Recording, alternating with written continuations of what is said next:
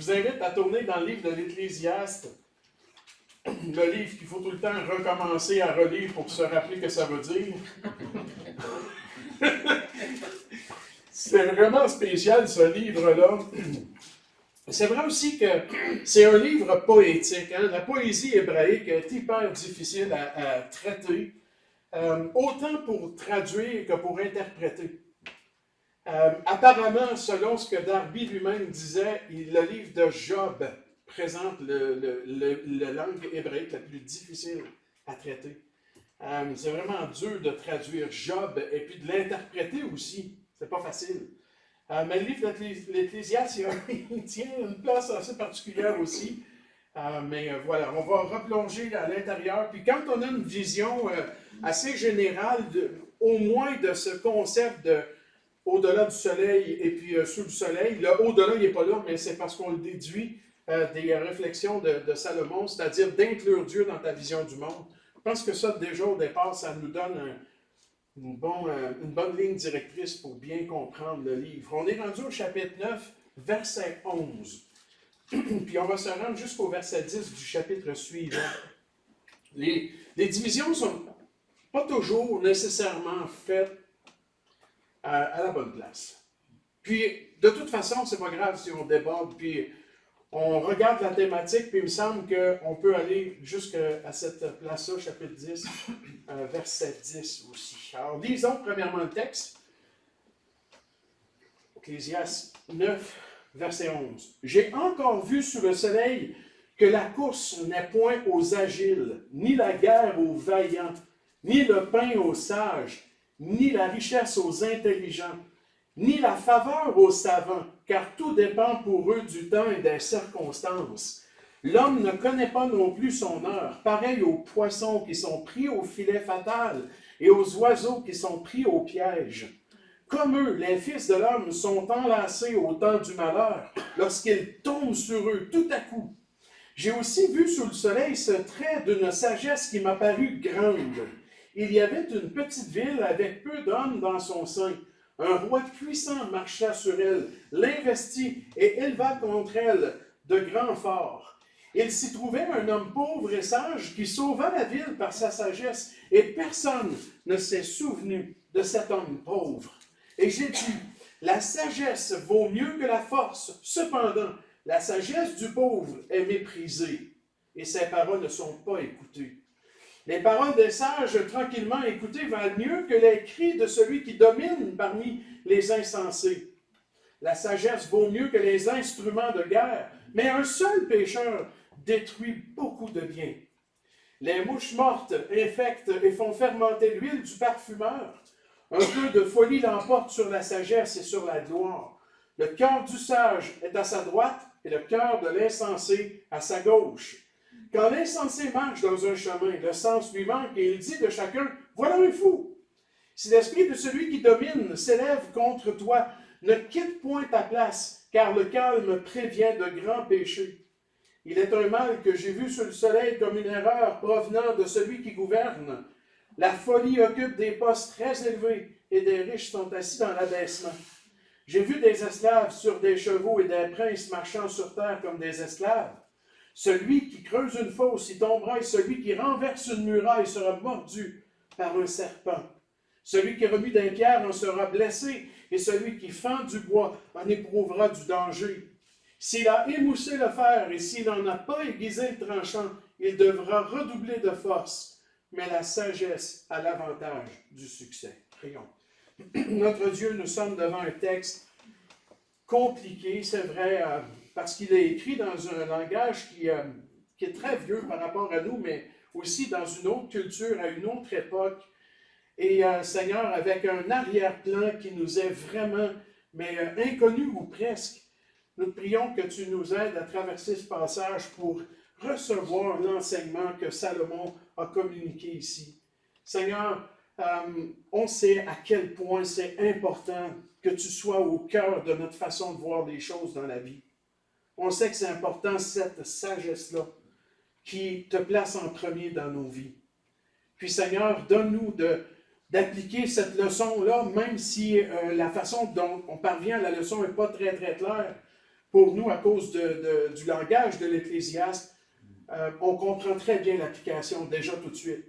Tu veux être le premier dans nos vies, Seigneur. Tu veux avoir toute la place et tu veux changer notre façon de voir. Surtout dans un monde où on nous imbibe carrément de toute une philosophie et une pensée qui s'oppose à toi. Donne-nous, Seigneur, de résister et de tenir debout. Et c'est au nom de Jésus qu'on prie. Amen. Amen. Je pense que ce que fait Salomon dans les derniers versets de ce chapitre-là, c'est poursuivre des réflexions sur la sagesse des hommes, surtout au niveau de son impact réel. Quand il parle de sagesse des hommes, il parle de la façon dont les hommes voient les choses et comment ils analysent les choses, puis comment ils vivent finalement, parce que ça repose sur leur sagesse et leur compréhension des choses. On se demande des fois aujourd'hui comment on peut être rendu là dans ce qu'on voit autour de nous. Ben, c'est à cause de la façon de voir la vie, la vision du monde que les gens du monde ont. Salomon passe son temps à réfléchir là-dessus. Il revient constamment là-dessus. Je veux me rapprocher du texte en hébreu parce qu'il me semble qu'il se présente parfois un petit peu différemment, mais c'est sans prétention que je vais faire ça dans un sens. Puis je vous invite peut-être à considérer le texte dans d'autres versions. Ça aide beaucoup quand on n'a pas accès aux langues originales. Le meilleur outil qui est disponible pour n'importe quel chrétien, en particulier dans notre pays où on a toutes les versions de Bible qu'on veut, c'est de comparer.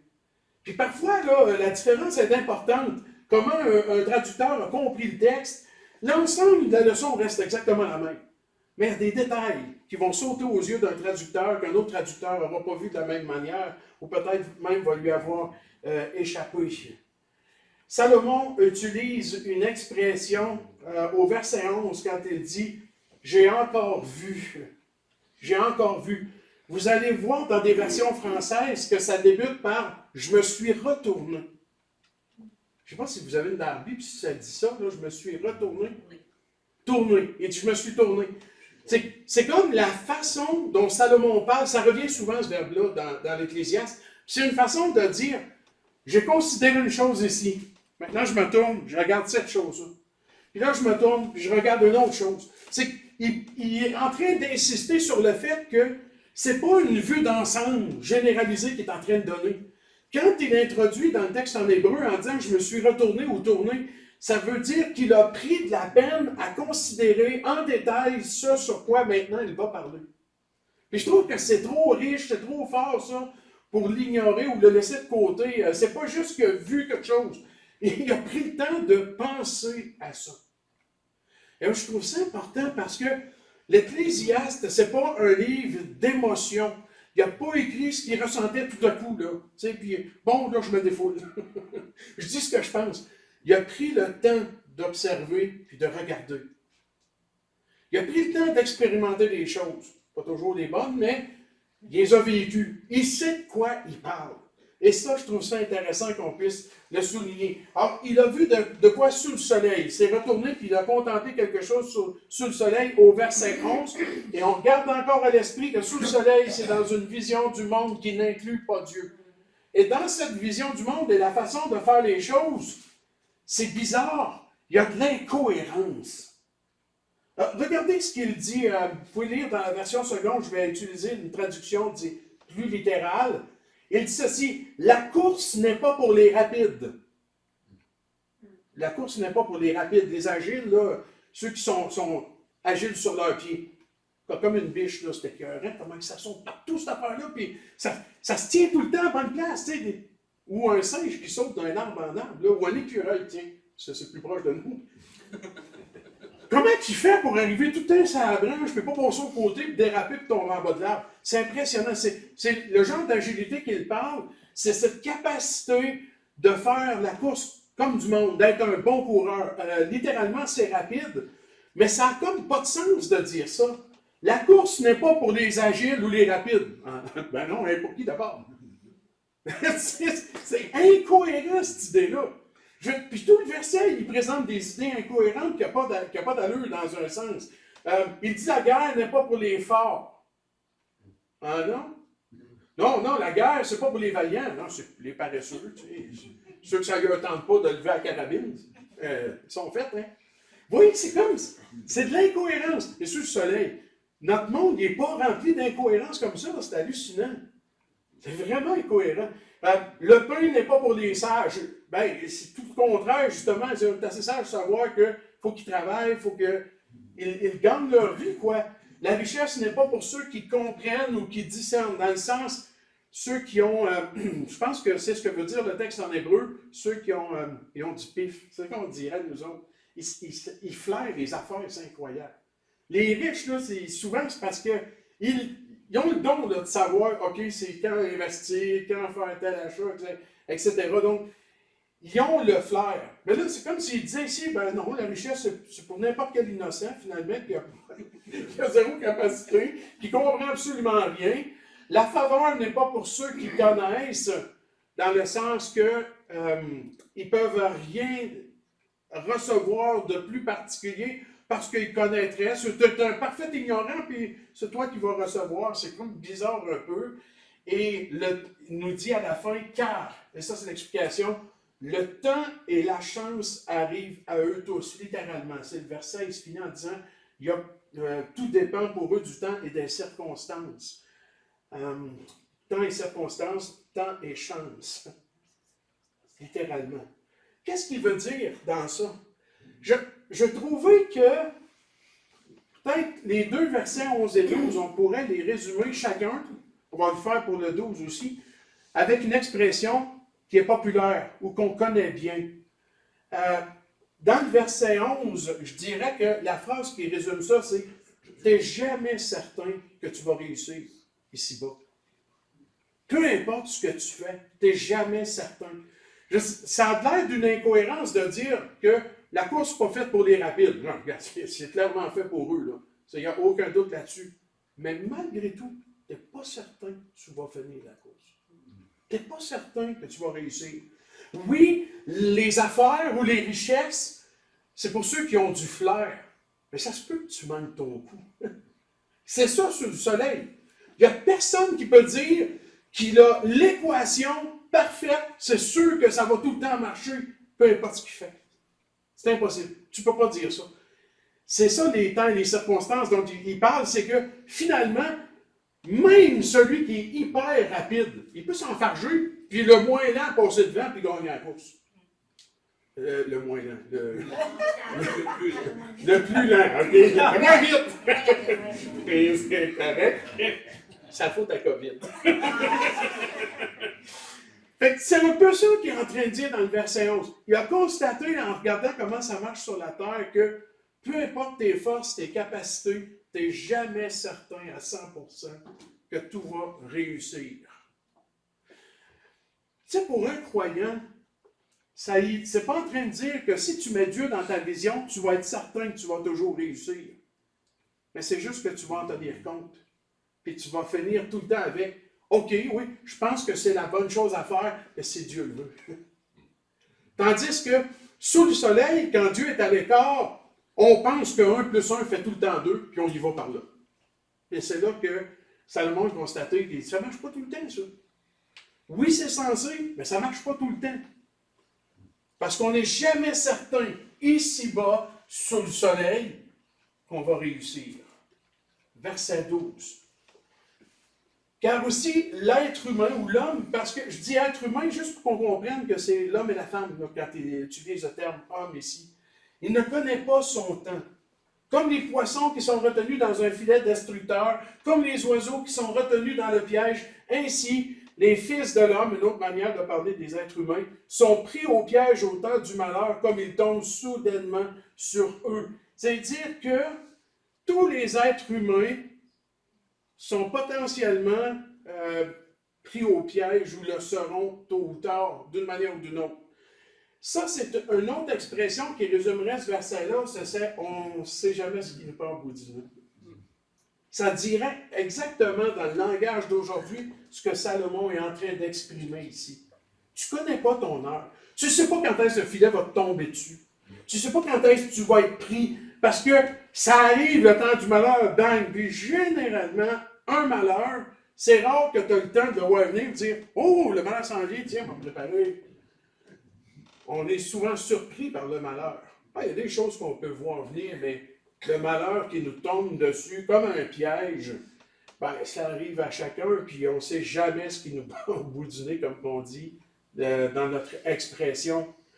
C'est en se tournant et en regardant comment ça fonctionne dans le monde que Salomon est arrivé à ça. Et souvent, vous remarquerez que dans le livre de l'Ecclésiaste, les injustes et les justes sont mis sur le même pied d'égalité. Pourquoi il fait ça? Parce que c'est comme s'il résumait comme une parole qui dit ailleurs, il fait pleuvoir sur les justes et les injustes, les bons et les méchants. Dans le sens où tous sont exposés à tout ce que les êtres humains peuvent vivre ici-bas. La différence, c'est vraiment que tu as Dieu ou pas dans ce que tu traverses. Donc, le but de Salomon, là, c'est pas en train de démolir uniquement une vision du monde ou ce qui arrive par chance ou par... je sais qu'on n'aime pas ce terme-là, mais ça veut dire dans un peu comme le hasard ou les choses, les circonstances ou la providence, peu importe comment on voit ça. Mais le point, c'est simplement de dire que ce qui va faire la distinction, c'est que oui, il y a des choses qui vont nous tomber dessus. Dieu permet après tout que la pluie aussi tombe sur la tête des justes. Mais ce qui va faire une distinction, c'est comment tu vas le vivre avec Dieu. C'est ça qui fait la grande différence. Comment tu le vis avec Dieu. Alors, en bout de ligne, quand Salomon il réfléchit à ça, il dit au verset 13, « J'ai aussi vu cette sagesse sous le soleil. » Et là, il va nous emmener dans un exemple qui va être concret. Un exemple concret que c'est incohérent ce qui se passe dans le monde, pas dans le sens où ce sont des choses uniques qui leur appartiennent à eux seuls, ceux qui n'ont pas Dieu dans leur vision du monde, mais c'est incohérent de ne pas mettre Dieu là-dedans, de ne pas inclure Dieu dans tout ce qu'on peut vivre, de ne pas s'en remettre à lui puis chercher sa volonté dans toutes choses. Bon, le verset 13, il se présente comme ceci dans le texte original. Je mettrai 2 points tout simplement pour comprendre. J'ai aussi vu cette sagesse sous le soleil, donc c'est encore avec une vision sans Dieu, et elle m'était grande. Et ce qu'il veut dire, c'est l'histoire qui s'en vient. Donc, il y a une petite histoire qui s'en vient. Là. Il va prendre l'histoire d'un roi là, qui va lever un siège contre une petite ville. Ça, c'est bizarre, lever un siège contre une petite ville. OK, c'est encore d'incohérence, mais quoi qu'il en soit, il va y avoir un sage dans cette ville-là qui va réussir, on ne sait pas comment, on n'a aucune idée, mais à détourner l'attaque, puis finalement, ils vont en sortir vainqueurs. Alors, dans le verset 13, quand il dit « Ce trait d'une sagesse qui m'a paru grande », 2 points, on rouvre l'histoire. C'est l'histoire qui s'ensuit qu'il va nous présenter. Une histoire à propos de la sagesse qui est sous le soleil, et Salomon va dire « Et ça m'a vraiment impressionné ». L'histoire est celle-ci. Je vous lis le texte littéralement. « Il y avait une petite ville avec quelques hommes, et un grand roi. » Ça toujours des contrastes importants qu'il fait. Un grand roi est venu contre elle et l'a encerclée et a construit de grands ouvrages de siège contre elle. Okay, il voulait être sûr de la virer bout pour bout de cette ville-là. C'est une petite ville de rien. Historiquement, quand on lit ça, il nous vient à l'esprit, justement dans le livre d'Ésaïe, le moment où Ézéchias est roi, et puis Sennacherib vient de la Syrie, puis il va avoir un siège. La différence, c'est que il n'y a pas élevé de muraille, c'est la muraille de Jérusalem qui a servi de protection à Isaïe, puis il s'est mis lui-même, pas Isaïe, Ézéchias, en état de siège contre Sennacherib. Mais on pense à ce genre de vision-là. Mais là, ça n'a rien à voir avec la capitale d'un royaume. C'est une petite ville de rien, là. C'est comme... C'est pour ça que Salomon dit, j'ai vu cette histoire-là, je sais que c'est ça, ça n'a pas de bon sens. Ça n'a pas de sens. Juste la préparation de l'histoire n'a pas de sens. Et un pauvre homme sage, il a été trouvé, verset 15, et il a sauvé, lui, le texte en hébreu insiste, il a sauvé, lui, la ville, dans sa sagesse. Donc, probablement qu'on parle d'un sage avec une vision de Dieu dans le monde, au-delà du soleil. Mais aucun être humain, aucun homme, personne, bref, ne s'est souvenu de cet homme pauvre. Il y a beaucoup de contrastes là-dedans. C'est une petite ville assiégée par un grand roi. Pourquoi il met des machines de guerre contre une petite ville. Ça tient quasiment pas à route. Tout ça. Ensuite de ça, ben, c'est un homme sage, mais qui est pauvre. Puis il fait face à un roi, un grand roi puissant. Pour avoir des machines de guerre comme ça, il doit y avoir des richesses dans ce royaume-là. Le royaume qui vient à l'attaque. Alors, malgré que Sauve-la-Ville, puis ça, vous voyez que Salomon le passe sur ce détail-là, on n'a aucune idée comment c'est arrivé. Je vous dis, qu'est-ce qu'il a fait? Aucune idée. Mais, le point de l'histoire, ce petit pauvre sage, selon Dieu, d'après ce qu'on comprend, il a sauvé la ville, personne en a tenu compte, tout le monde l'a oublié. Si on est en train de parler d'incohérence, ça continue. C'est un texte qui n'arrête pas de parler d'incohérence. Je veux dire, cet homme-là, mettez-le chef de la ville, sa presse, puis donnez-lui tout, ouvrez-lui les portes du palais, puis... mais non, on ne va même pas se rappeler de lui, on va l'oublier. Oublier quelqu'un dans la culture biblique, c'est terrible. Tomber dans l'oubli, là, puis tu disparais parce que tu n'as pas de postérité, ou peu importe, tu n'as pas de descendance. Ou... Bref, c'est quelque chose d'horrible. C'est comme mourir sans sépulture. C'est encore aujourd'hui, dans beaucoup de cultures, c'est un drame, ça. C'est horrible. Mais c'était vrai particulièrement à l'époque de Salomon. Alors, Salomon, il regarde tout ça, puis il a dit que cette histoire-là, au verset 13, elle était grande. Comment dit la version ça? Oui, qui m'a paru grande. Autrement dit, ça m'a paru grand, ça m'a vraiment beaucoup impressionné, cette histoire-là. Parce qu'elle est remplie d'incohérences, c'est incohérent. Ben, ça continue le sujet précédent. La course, c'est pas pour les rapides. Il y a tout quoi d'incohérent comme ça. C'est ça le but de Salomon, c'est de parler de l'incohérence. C'est ça, ses réflexions sur la sagesse des hommes. Et là, il dit au verset 16, « Moi, j'ai dit, la sagesse vaut mieux que la force, mais la sagesse du pauvre est méprisée et ses paroles ne sont pas écoutées. » C'est évident que la sagesse vaut mieux que la force. L'autre, il est arrivé avec ses machines de guerre qu'il a perdu. L'autre, il n'a pas rien, il est pauvre. Il n'y a pas de moyen de défense. Là. Il n'est pas full équipé. Là. Il n'y a pas d'armée, rien. Il est juste sage. Mais il a triomphé quand même. Et malgré ça, Salomon, il dit, c'est pour ça que cette histoire-là est grande à mes yeux. Parce que c'est hyper incohérent le résultat. Je dis, ce gars-là, il a amené le triomphe. Puis qu'est-ce qu'on finit par faire avec lui? Mépriser. Ses paroles ne sont pas écoutées. En fait, ça, c'est comme, ça reflète exactement ce que les hommes en général font avec la parole de Dieu ou la révélation de Dieu. Ils la méprisent, ils ne l'écoutent pas, ils ne veulent rien savoir, malgré qu'ils savent très bien ce qu'elle peut faire. C'est ça qui se passe dans ce passage-là.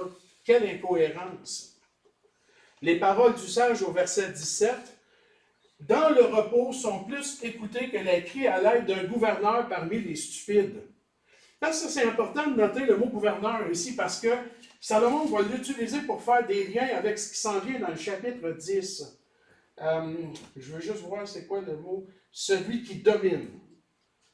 Fait que celui qui domine, j'ai l'impression qu'il doit l'avoir traduit de la même manière un petit peu plus bas. Là, je vais le retracer tout à l'heure. Il faut que j'avance pas par contre. Oui, au verset 4, moi, du chapitre 10. OK, là, savez-vous, j'ai oublié de changer mes lunettes. Ça, c'est mes lunettes où je suis capable de voir une fourmi là-bas sur le cadrage de porte, mais je vois rien dans ma Bible. Puis même si je l'autre, ça ne change rien. Merci. C'était quoi, non? Merci. C'est le verset 4. Ouais, celui qui domine. Donc, c'est le gouverneur. Alors, il est en train de dire au verset 17 que les paroles du sage dans le repos, dans le calme, je veux dire, juste une petite parole dite là. Pas tapageur, rien. Mais c'est une parole à propos, dite à la bonne place. Sont plus écoutés que les cris à l'aide d'un gouverneur parmi les stupides, celui qui domine, qui crie, là, puis envoie, il sortez-nous de cette situation-là. Là, il y a encore l'image de la ville encerclée à l'esprit en parlant de ça. Là, c'est un constat, c'est réel, ça. Ça devrait être comme ça. Voici ce que ça devrait être. La sagesse, c'est bien mieux que n'importe quelle arme de guerre. Ça, c'est le verset 18. La sagesse vaut mieux que les armes de combat rapprochées, mais un seul pécheur détruit beaucoup de bonnes choses. Ça, là, c'est comme dire, le monde n'en veut pas de la sagesse de Dieu. C'est pour ça que le pauvre, on l'oublie. malgré ce qu'il a fait. Malgré qu'il a amené le triomphe et la libération de la ville, de toute évidence, malgré qu'on reconnaisse même que, comme dans le verset 17 et 18, il dit, la sagesse, c'est mieux que toute la force. C'est ça qu'on vient de voir avec l'histoire de la ville. C'est les machines de guerre qui ont gagné? Non, c'est le sage. Je suis content qu'on n'ait pas plus de détails sur la manière, parce que ce qu'on comprend, c'est qu'il y a un message, peut-être de la part de Dieu, je ne sais pas, mais il y a eu des paroles sages, il y a eu la bonne stratégie, qui n'était pas dans les armes, mais dans la sagesse. Et c'est pour ça qu'ils ont triomphé, mais... Puis Salomon constate, oui, c'est ça, mais le monde n'en veut pas de ça. Et ça, c'est une véritable folie. J'aime bien le sous-titre dans la version seconde de la Bible de Genève, Réflexion sur la folie. Oui, c'est pas mal là-dedans qu'on s'enligne. Là, dans les versets 1 à 10, c'est ce contraste entre la sagesse et la folie. Tu sais, le gouverneur, il est riche, celui qui domine, dans la version seconde. Il est riche, il est puissant, il y a des machines de guerre, mais il crie comme un malade mental, il crie comme un fou, c'est ça que le texte dit, il crie comme un insensé, puis en bout de ligne, ça ne sert pas à grand-chose. Et pourtant, c'est encore lui qu'on va écouter. Quel contraste entre la sagesse et la folie qu'on trouve dans les versets suivants. Là, c'est un langage figuré qui a pour but d'illustrer ce point-là. Que c'est tellement incohérent dans le monde, parce que, je veux dire, les gens constatent bien qu'on tourne en rond et on rentre dans le mur. Là. Mais c'est pas grave, on y va dans le mur. On y va dans le mur. Verset 1 nous dit, la mort des mouches fait moisir et fermenter l'huile du parfumeur. Tu sais, là, c'est les mouches, là, c'est vraiment... c'est un malheur, ça. Pas pour rien qu'il y a une plaie de mouches. Parce que c'est terrible des mouches dans la culture. C'est ce qui empoisonne tout, c'est ce qui corrompt tout. C'est pas pour rien qu'on filtrait même. Tu sais, les pharisiens avaient mis une loi là-dessus. Le Seigneur a dit vous filtrez le moucheron puis vous avalez le chameau. Là. Vous rappelez-vous de ce contraste-là? Ça, c'est basé vraiment sur la culture du fait que quand on boit un liquide, on veut s'assurer que pas de mouche va tomber dedans, ça serait l'horreur. Tu sais. Moi, une mouche qui tombe dans ma tasse de café. C'était ça aussi à l'époque. Et ça faisait ça pour l'huile du parfumeur. Ça va le faire fermenter, genre le faire moisir, ça va le corrompre. Et qu'est-ce qu'il dit par rapport à ça? Un peu de folie a plus de poids que la sagesse et la réputation. Une mouche pas gros, mais ça peut corrompre un beau gros vase d'un beau parfum très cher. Et c'est un peu ce que fait la folie aussi. Juste un petit peu, c'est assez. Puis, moi, j'essaie de garder à l'esprit l'image qu'il vient de voir, qu'il a utilisée, qui a dit que ça l'avait vraiment beaucoup impressionné de voir l'incohérence de la réaction des gens par la suite. Ben, c'est ça, on préfère la folie. Pourquoi? Parce que avec la folie, ben, autour de elle, elle est enrobée, cette folie-là, de richesse, de gloire, de grandeur ici-bas, mais d'un vide extraordinaire. Pour moi, il écoutait TVA dans le temps, puis il ne le disait pas. Puis c'est en regardant ce que TVA annonçait qu'il pouvait dire une chose pareille. C'est une véritable folie, tout ce qui est présenté à la télévision, en particulier. C'est incroyable. Puis, même si je n'ai pas TVA, juste avec l'application pour écouter le hockey, là, je vois qu'est-ce que... Parce qu'ils sont tous attachés ensemble, là. Mes amis, ça c'est horrible. Comment on peut passer une soirée devant une TV, mais la folie, c'est ça. C'est rempli. Puis il dit que ça a plus de poids que la sagesse et la réputation. On dirait que c'est ça aujourd'hui quand même aussi. Hein. C'est ce que Salomon pouvait constater. Tu as deux poids, deux mesures. Tu as la sagesse versus la folie. Même si la sagesse du pauvre a remporté beaucoup, on a préféré encore le roi avec ses grosses machines de guerre. Même si le sage dit une parole dans le calme, le gouverneur qui crie comme un malade, c'est encore lui qui va l'emporter. On voit ça partout aujourd'hui, encore. Et il va nous dire encore ceci au verset 2. Le cœur du sage est pour sa main droite et le cœur du stupide pour sa main gauche. Tu as deux positions opposées dans ce qu'il constate dans le monde qu'on vit. Quand la droite et la gauche n'est pas toujours super significatif, il faut quand même regarder le contexte. Mais quand c'est mis en contraste, en général, la position de droite est la position d'honneur. C'est la position la plus élevée qui soit. Parfois, ça n'a pas nécessairement cette distinction-là, comme quand les fils de Zébédée demandent d'être assis un à droite, un à gauche. Là, c'est pas pour faire cette distinction-là, c'est simplement pour dire on veut être le plus proche de toi, de chaque côté dans ton royaume. Mais très souvent, pour ne pas dire en général, la droite marque la position d'honneur, tandis que la gauche marque la position de malheur ou de déshonneur. Et là, c'est ce qu'il est en train de constater ici. Le cœur du sage, c'est lui qui est à la bonne place. C'est lui qui est à la droite. Puis le cœur du stupide. Puis là, le mot stupide est utilisé avec le gouverneur. Où c'est ce qu'il criait, là, puis dans la stupidité, là, je vais trouver mon verset. OK, verset 17, juste dans le chapitre précédent. Les paroles du sage dans le repos sont plus écoutées que les cris à l'aide d'un gouverneur parmi qui? Les stupides, littéralement. Les stupides, les insensés. C'est ça que la version seconde utilise. Dans le monde des insensés, c'est le malheur. On préfère la richesse, on préfère la grandeur, on préfère ce qui est impressionnant, puis on laisse de côté une parole qui est bien placée. Je pense que je me range derrière la compréhension de Salomon quand il dit « c'est vraiment impressionnant de voir ça ». Je pense qu'on est tous d'accord avec ça. C'est vrai que c'est impressionnant de voir comment des choses insensées qui ne tiennent pas la route, qui sont incohérentes, on la cote aujourd'hui. Peut-être plus que jamais. Il y a tellement de choses insensées, là, où on ne veut plus dire il ou elle, par exemple, où on entend ça. Jusqu'à un jour, il y a quelqu'un qui va dire moi, je ne veux plus qu'on dise la chaise, moi, je veux le chaise. Hein, parce que là, c'est féminin, moi, chaise-là, je pense qu'elle est plus un gars. Tu sais, on a. Je pensais à ça, puis je me disais d'après moi, on va le voir. Parce que là, c'est rendu comme ça. Là, puis tout est incohérent. Incohérent, c'est incroyable.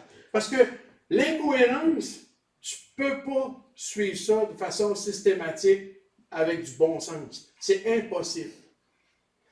Mais ils vont se tirer dans le pied, puis ils sont en train de le faire, ceux qui sont dans l'incohérence, puis qui aiment ça, vivre dans l'incohérence. Ils le sont incohérents, puis ils se tirent dans le pied. C'est impossible d'arriver autrement, c'est sûr, sûr, sûr. Mais ça préfère quand même écouter ce genre de voix-là que la sagesse. C'est exactement ce constat-là qu'il est en train de faire. Le gouverneur, là, il est avec les stupides, il est parmi les stupides, il crie comme un stupide, puis les gens l'écoutent. Il est à gauche. Il est avec eux autres à gauche. Ça, c'est le chemin du déshonneur et du malheur. Verset 3. Et même sur le chemin, alors que le fou est en train de marcher, son cœur manque et il dit à tous qu'il est fou. Ça va se révéler. Il est en train de marcher dans le sens, c'est sa façon de vivre, ça. Il vit comme un fou, comme un insensé ou un stupide, et puis ça va paraître. Ça va sortir, on va s'en rendre compte, c'est clair. Et qu'est-ce que le sage va faire avec ça? Là, Salomon, je vais rétrécir, là, il a parlé de toute l'incohérence, puis il s'en vient avec une application pratique pour qu'il arrive au verset 10 pour dire la dernière phrase de ce passage-là, mais la sagesse a l'avantage du succès. Si je le disais autrement, mais la sagesse a pour résultat de réussir. C'est qu'elle va passer au travers. Il va en avoir de la cohérence tôt ou tard avec la sagesse. Mais en attendant, là, les choses vont se révéler, la folie va se révéler, tout ce qui est insensé et incohérent va se révéler. Et puis, c'est pour ça que Salomon dit qu'il faut y porter attention à ce que le monde est en train de présenter. Verset 4. Si l'esprit du gouverneur s'élève contre toi, tu ne dois pas abandonner ta place, parce que le calme peut, si j'étais hyper littéral, je dirais, peut annuler, peut abandonner de grands péchés. Parce que les deux verbes sont identiques dans le texte en hébreu. Là, dans la version seconde, on a des verbes différents. Ça dit ceci. Excusez mon verset. Mes lunettes, ça va aller mieux. Si l'esprit de celui qui domine s'élève contre toi, ne quitte pas, car le calme prévient. Quitter puis prévenir, là, c'est exactement le même verbe en hébreu. C'est le même verbe. C'est le verbe qui veut dire abandonner quelque chose. Tu quittes tes positions, tu abandonnes ta position, tu abandonnes ta place. C'est très imagé comme langage. C'est comme le roi là, ou le gouverneur, il est en train de te dire des choses vraies, pas vraies, il est en train de t'accuser, là, il est en train dedans. Là. OK? Puis là, il est en colère. On le voit, lui, c'est un énervé qui est avec les stupides et il panique. Alors, qu'est-ce que tu fais? Dans le verset 4, ça va être une invitation pour le dire autrement. Fais pas comme le monde fait. Réagis pas comme ils réagissent. Fais bien attention. Embarque pas dans leur jeu. Fais attention. Il n'y a pas de sagesse dans une vision incohérente comme celle-là, comme celle qu'on voit dans le monde. Alors fais attention pour ne pas jouer le jeu comme lui le fait. Abandonner ta place, c'est un langage imagé. Le gouverneur, il est là, il parle, il s'adresse à une salle, tu es là, puis là, il te rentre dedans, puis il t'attaque. Reste assis, reste tranquille. Bouge pas. Reste là. C'est ça, abandonne pas ta place, littéralement. Pourquoi? Parce que si tu restes calme, ça va être fou, là, la situation. Le calme peut annuler ou abandonner, dans un sens, de grands péchés. C'est que ça ne donnera pas comment on dit, une escalade ou une escalade, je ne sais plus trop quoi, là, mais dans la situation. Ça ne débrouillera pas. Là. Ça ne va pas augmenter, ça va... Garde la situation calme. C'est vrai qu'on peut difficilement amener le monde à changer sa philosophie sur le soleil. Mais ça se fait, mais pas en réaction. Il est incohérent, tu le vois, c'est clair. Il te rentre dedans. Je ne sais pas si, en fait, il n'était pas en train de dire ça aux pauvres. Qu'avec sa sagesse, il avait quand même amené une victoire, mais quoi qu'il en soit, pas lui, là, on l'oubliait. Là. Pas lui qui avait eu le plus grand impact. C'était plutôt l'autre qui s'énervait, le gouverneur stupide, là, qui paniquait. Là. Verset 5. Il y a un mal que j'ai vu sous le soleil, toujours encore une vision qui n'est pas, Dieu n'est pas là, comme une conduite intolérable, provenant de la présence ou de la face, littéralement, du gouverneur. Le non-verbal, ça parle. Hein? Tu vois dans la face de quelqu'un quand ça ne marche pas, là. Alors, qu'est-ce qu'il constate, Salomon? Il dit, je vois la conduite du gouverneur. N'oubliez pas que le gouverneur, dans le texte, c'est celui qui est stupide, qui agit parmi les stupides, puis qu'il n'y a vraiment pas une conduite fondée sur la sagesse. Il penche plutôt du côté de l'incohérence de tout le monde. Le verset 6 dit que la folie est établie dans plusieurs positions élevées et les riches sont assis dans l'humiliation. Ça, là, c'est une façon encore de parler de l'incohérence. Pourquoi que c'est comme ça? Regardez bien l'autre image qui suit. Culturellement, ça n'a pas de sens, ça. J'ai vu des esclaves sur des chevaux. Non, des esclaves, ça marche. Sur les chevaux, ce sont ceux qui règnent, qui sont là. Ceux qui dominent, comme le gouverneur, là. Lui, il devrait être sur le cheval, là. Ben non, ils sont où? Ils marchent sur la terre comme des esclaves. OK. Il est en train encore de montrer à quel point tout est incohérent. Reste calme. Ce monde-là, il est comme ça. Il est incohérent. C'est sous le soleil. Salomon est en train de nous dire, quand je l'ai vu sous le soleil, comment que ça marche, c'est incohérent, c'est comme ça. Reste calme. Reste calme, puis reste dans le côté de la sagesse qui met Dieu dans ta vision. Sois prudent. Et ça, c'est les versets 8 et 9. Sois prudent. Celui qui creuse une fosse peut y tomber. Ça peut arriver. Sois prudent. Fais attention. Un serpent peut mordre celui qui abat un mur. Tu sais, les murs construits en terre, souvent les serpents creusaient là-dedans, les vipères, puis ils s'abritaient là-dedans. Les gens démolissaient ça, paf, ça sortait de là, puis t'étais trop proche. Alors, t'étais mordu, puis t'en mourrais même aussi. Celui qui extrait des pierres peut se blesser avec elles, autant que ce soit dans une carrière ou travailler dans un champ pour dépierrer, j'invente des mots, là, un champ, donc, qui avait souvent été, il y a des gens qui tiraient des roches dans les champs pour empêcher la culture. Les ennemis faisaient ça. Là, on peut se blesser en faisant du travail avec des pierres, peu importe quel type de travail il parle. Puis celui qui fait des bûches, ben, il court le risque de se blesser, qui ne s'est pas blessé en bûchant, là, ou du moins passer bien proche de se blesser gravement. Donc, fais attention, sois sage. Et la sagesse va nous amener à inclure Dieu dans notre vision du monde et appliquer sa sagesse dans un monde d'incohérence. Et c'est ce que le verset 10 va dire avec une illustration. Si le fer est émoussé et que lui, il n'aiguise pas le tranchant, il doit exercer toutes ses forces. Tu vas travailler pour rien, tu vas bûcher dans le vide si ta hache n'est pas bien aiguisée. On comprend tous bien l'image. Mais vous comprenez que dans le passage, c'est par rapport à comment on doit agir dans un monde rempli totalement d'incohérence. Il faut que notre hache soit bien affilée. Et ça nous parle de la sagesse qui doit nous animer. C'est pour ça qu'on finit avec la sagesse après avoir parlé d'une hache mal aiguisée. Mais la sagesse a pour résultat de réussir. Autrement dit, mets Dieu dans ta vision du monde, puis tu vas voir, c'est beaucoup plus cohérent. Mais tu ne changeras pas le monde parce que tu vas rester les deux pieds dans un monde incohérent. C'est pour ça que tu vas avoir besoin de prudence et de sagesse pour savoir comment agir, se conduire et vivre dans une telle incohérence. C'est ça que je crois que ces versets-là nous enseignent. On va prier ensemble. Merci Seigneur pour ta parole. Merci pour ces avertissements. Merci pour, malgré toute la difficulté du langage, Seigneur, on réussit à puiser là l'essentiel de ce que Salomon a voulu enseigner. Puis c'est vrai que ça nous ouvre les yeux, ça nous fait réaliser que plus que jamais, peut-être même, on vit dans une telle incohérence où il y a des langages tellement contradictoires dans la bouche des mêmes personnes. Seigneur, on veut te prier que tu nous aides à avoir du discernement, de la sagesse dans tout ce qui se passe autour de nous. Et donne-nous, Seigneur, de ne pas faire aucun compromis sans non plus verser dans les mêmes armes par rapport à ce qui se passe. Puis, donne-nous de répondre avec sagesse, douceur, avec le message de l'Évangile qui est la sagesse qui éclaire tout homme.